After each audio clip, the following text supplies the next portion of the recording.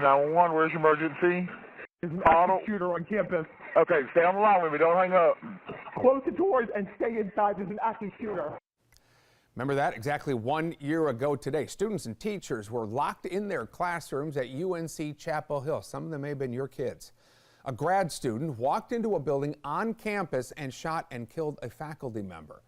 Professor ZJ Yan was the associate professor killed. He worked in UNC's Department of Applied Physical Sciences, where he focused on nanoscience technology.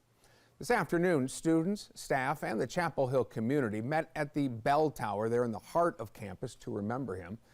Students are also crafting 3 benches. They're going to send one to his wife and 2 young daughters, one to his parents. The third will stay there on campus. Yan's accused killer was one of his students, Tylee Shi. She was arrested and charged with first-degree murder and possession of a weapon on educational property. Now, in the last 12 months, there have been developments in the case and changes to security around UNC's campus. Starting with the case first here, court documents reveal she visited a shooting range 2 separate times before that shooting happened. Those documents also revealed that he purchased 2 boxes of ammunition. She also listed his emergency contact as the professor who was killed. In November of last year, Chi was deemed not mentally capable of standing trial, according to multiple psychiatric evaluations. Right now, he is being held at a mental health facility at Butner Prison. Now, we've also learned more about what happened on campus during that shooting. Of course, the school was put on lockdown for hours. You remember that part. Students told us they found out about the active shooter through an alert from the school, but the message didn't say much else. And I look down at my phone and I see a text message saying, "Alert Carolina, active shooter on campus," and I just saw everyone run. They didn't release any location, so we're all inside of Davis Library, which must be like thousands of students, and kind of scared, like, what if somebody's inside of there?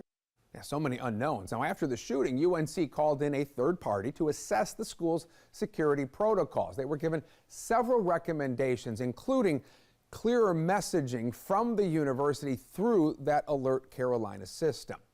During an emergency or threat, after an initial warning, UNC will send updates through Alert Carolina using text, social media, email, and app notifications.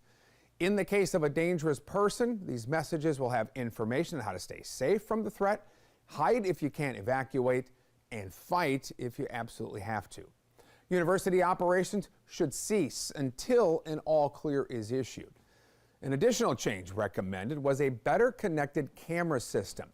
Since the shooting, UNC Chapel Hill has added more security cameras. Now, these changes come with a price tag, of course, meaning moving budget funds around and cutting back in some other areas. The entire UNC system has cut from other areas, including diversity and inclusion policies. In May, the UNC Board of Governors overwhelmingly voted to repeal its policy requiring diversity, equity, and inclusion offices and positions at public universities in the state. The decision came with some mixed feelings. I have stated before, and I'll state again, I think that DEI is divisive. I don't think that it's productive. I don't think it gives a return on investment to taxpayers and to the institution itself. Our strength as a nation lies in our diversity. When we embrace different cultures, ideas, experiences, we build a society that is not only more vibrant, but also more resilient. By eliminating DEI initiatives, we risk losing this rich tapestry that makes us unique. Chancellors at our state universities have to submit a report to the state detailing what changes they've made to comply with the new mandate by September 1st, so it's coming up quickly.